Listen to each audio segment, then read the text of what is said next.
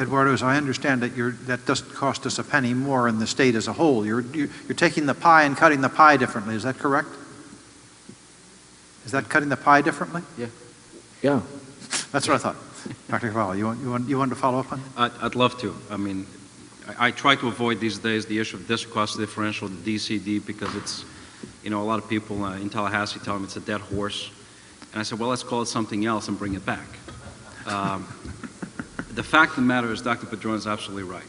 Back in 2004, we lost a policy fight that has cost the school district alone, and I don't know the impact to the college, has cost the school system alone $240 million. That's the cumulative loss. The fact that now there's this expectation, and when I close my brief comment, I think I'm going to shock you. There's this expectation that the education dollar is worth the same in Miami-Dade as it is across the state. There's no recognition for the economic disparity in terms of different realities across our state. That's a fallacy. It's absurd. It is absurd. Same thing as saying that education in the city of New York costs the same as Albany. It doesn't. So if I were to tell you that right now, the new DCD formula that adjusts education funding based on economic realities, right now, says that living and educating children in Leon County, Tallahassee, is costlier than in Miami-Dade. How in the world did we come to accept that? How in the world does the business community, the parent community, the teacher community remain silent about that? When the cost multiplier that adjusts for cost different regional economic differences, that cost multiplier is actually higher in Tallahassee than Miami-Dade. Is it because the sandy beaches? Is it because the quality of life, the stellar nightlife that just attracts the world to Tallahassee? It attracts some other people to Tallahassee, So however. the expectation, simply put, is this, is that come teach in Miami-Dade, you'll live in a place, because that's how they changed the DCD, was by advancing a nebulous theory of economics known as amenity theory of economics that basically says that the amenities in Miami-Dade are such, and they specifically refer to the quality of life, great restaurants, sandy beaches, great weather, are such that people will come and teach here because of the quality of life, not necessarily for the salary. So what are we telling our teachers? Come teach where the sun shines, where you can get a nice drink in a beautiful restaurant that you can't afford to eat at, and then probably you won't be able to live in the neighborhood that you would desire because you can't afford to do that. It is insane. And that needs to be revisited. So when you first asked me the question, I was really addressing my answer through the perspective of adequacy of funding. But Dr. Padron brought the other issue, the issue of equity. This is not just a matter of actually building a sustainable funding stream for education. That's the issue of adequacy. But it's also guaranteeing across the state that the way we divide those dollars is fair. It's not that every state gets the same amount of dollars. Every state gets dollars in accordance with the economic realities that their teachers and students live in. Linda. Well, I completely agree with the superintendent. I think we also need to look at the fact that we send more money to Tallahassee than we ever get back. And, you know, we have so many needs here in our community. And for, you know, it's like in my own house. You know, if I didn't have a roof over my head and they said to me, okay, well, you give me $10 and I'll give you $5 back, you know, I'd say, no, I need to put the roof over my head. I can't afford to give you $10 and only have you give it half back. I mean, I don't know the exact formula, and I'm sure the superintendent does, about how much we get back, but we send a lot of money to Tallahassee because of the tax structure we have in this community, but we don't get that money back. So I would really like to take a look at, you know, getting more of our fair share back and looking at, as they both said, you know, what it costs to be here. You know, what we pay our teachers in Miami-Dade, you know, the superintendent's done a great job, but we really need to pay more, not just to be competitive across Florida, but to be competitive across the United States and competitive across the world. So if you really want a good workforce, which is the majority of our money is our staffing, And so we really have to take a look at funding that. You know, I mean, the school system, you know, the superintendent's talked about efficiencies. He actually asked all of his employees downtown to take 10 days without pay, and they all did it. So, you know, they're bending over backwards to try to, you know, make sure that we have enough money in the classroom, but we're not getting it. Maria, you're the incoming chair of the Greater Miami Chamber of Commerce, and you're the person who's going to be leading the business community in the year ahead. Your response, including the responses asking getting the business community involved in this. I ask the easy questions. You just take a nice answer. You know, I was going to give you my personal answer, which was, honestly, I don't think that a state tax is off the table. And I do think that as we look at the new paradigm and the new realities for the state of Florida, we have to explore everything. And that is one of the options that we haven't gone to. Clearly, this is not a chamber position. This is not a Bank of America position. It is my own as a citizen and stakeholder of Florida and Miami-Dade. I would say, coming from the business sector, that we have to look at the best practices. What are the states that are doing it right? What are the states that are funding at adequate levels? What are the states that have the highest achievements and greatest performance and graduation rates and, you know, post-baccalaureate, et cetera, and try to see what they're doing, what are the factors in their communities, and see if any of those make sense for us in Florida and adopt the best of the best. Quite frankly, this is what we do in business every day. And I know that we do in the public sector as well. So I think we need to, it's a fundamental coming back to basics.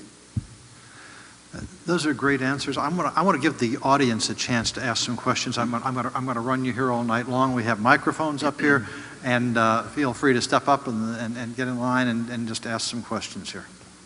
Our first questioner is? Sir, your name? Alan Rearman. Alan?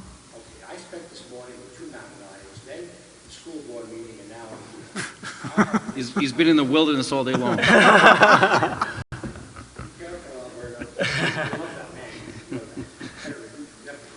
Ma'am, what you just said, some of these states have an absolutely homogeneous and stable population compared to Miami-Dade. You cannot compare us to that. Because I can go on for the next 2 hours. I'm going to make brief comments and stop. Us versus them being the rest of the world. In Singapore, they march with flags to take the test. Was it the NEAP? Where we compare us to them. Switzerland, Finland, the Netherlands. What happens is, unlike the United States, we invest in every single child. They separate them out. So I'm going to end it with this, because I can go on. What we do is when we take the tests, our students are chosen at random. A group of kids, the lowest level and hopefully the highest level. And we compete against students in the other countries that are already taken out. You know what they have to do to get into a good high school in Japan? They go to a juku and spend hours studying at night. Yes, I'm not just wild. The superintendent knows it. Be well. This man there is the best person we could have for our time, and maybe even before us. Thank you. Alan. Okay, Ken Newman. Must be getting fired next week. You have almost, I believe, half the students in your university, college, whatever you want to call it. What, 6 campuses, 7 campuses? 8 campuses. Who's counting?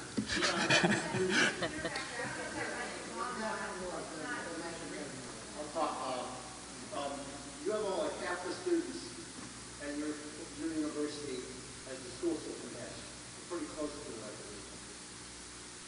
Yeah, 60,000? 170,000, yeah. Almost 50% or a little more maybe. Anyway, every June about maybe 300 seniors graduate from the Miami-Dade County Public Schools who are seniors who have played soccer. And 18 years ago, the Miami-Dade College, Community College, dropped the soccer program.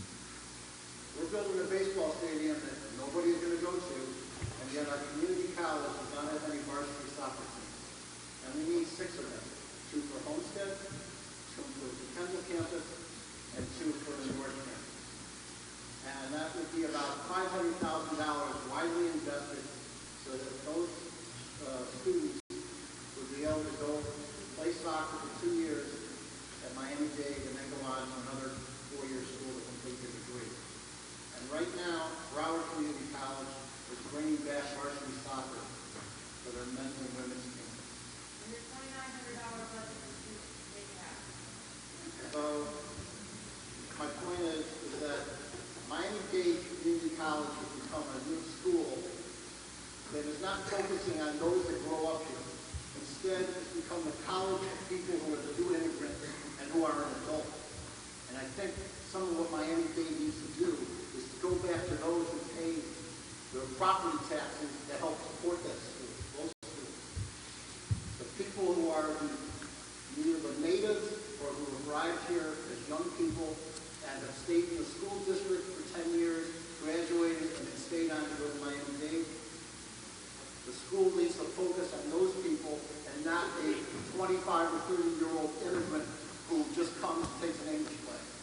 Eduardo? That may sound selfish on my part, but my point is that you owe the community some payback. Well, let Eduardo answer the question. The school's got the 8 campuses have got plenty of space for more classrooms, but they're not putting the time into taking care of those who have grown up here, and that includes the sports side. Eduardo, anything? Thank you, sir. I know it's off topic, but I want to give you a chance. I just want to thank him for the comments. I totally disagree with him. We are democracy's college, and we give every person who resides in this community the opportunity to get an education. And frankly, for us, if we had the resources, we would do soccer and 10 other sports. But it just happens that we have to put our money where it most matters, which is in making sure that students, regardless of their status in life, get the best possible education. And so I'm not disagreeing with you in terms of the soccer. I mean, we wish we could have it, but priorities are priorities, and at this point, we don't have the resources to do that. Yes. I can't. Hello, Sylvia Morales. I'm the mother of 2 small children. I gladly participate in funding public schools. My children do go to private schools. And I'd like to ask, is it lack of funding or is it something else? And I'll give you 2 words, charter schools. Charter schools are outperforming. They seem to have a formula that works. In my view, they function a lot like private companies, and I'm a company thinker. So should we learn something from the way charter schools are operating and apply it to the public schools in general? Thank you. I think you got it. Okay, gladly. You know, I'm always amazed that just having left the school board meeting, the beauty of our country and our society is we give an open mic opportunity to everybody, right? So anybody can say anything, and it almost, once you say it in a public mic, it almost sounds true all the time. So here's the truth. As superintendent, I'm superintendent of both traditional public schools as well as charter schools. But here's the truth. We recognize Harvard University as a school whose reputation for research is beyond reproach. I think that can be said, right? So this year, Harvard released a report on the performance of charter schools across the board. They do not perform any better than the traditional public schools, number one. Number two, in many instances, they actually underperform compared to the traditional public schools. Here's the difference. Here's the difference. I'm willing to learn from the best in class in any arena. So I've gone to Archimedean charter school here in town. Excellent school. The way they teach math there is something that we can learn from. I've also gone to schools, and I've closed 5 of them since I became superintendent, that were an insult to the taxpayers. So the reality is your traditional public school cannot say, we do not have the teacher who will teach students with disabilities in this school, therefore, so sorry, your child cannot come here. We cannot say that. If the child shows up, we have to hire the teacher. We cannot say, Miss, ma'am, your child misbehaved today. He's no longer welcomed in this school. Can't say. Bottom line, if I was an ice cream maker and I could pick the berries, the cream, and the sugar, I could predict and guarantee the quality of the ice cream. If I can't select all the ingredients, then we're going to do the very best with what we got. And I challenge, go to Coral Park Senior, go to Mast, go to Dash, go to New World, go to Coral Gables, go to Sunset, go to Palmetto. And these schools are excellent schools. In fact, 10 of these high schools were in the top 100 in the nation, and not necessarily just the magnet schools. It's the lens through which we view things. Charter schools, no doubt, offer something that I think parents latch on to, the power of choice. That is why, as a school system, we actually need to do more of that. Bring more choice opportunities to our traditional public schools. Why not? It makes sense. But data being data, as far as performance is concerned, they're not outperforming the traditional public schools. That's what the data shows.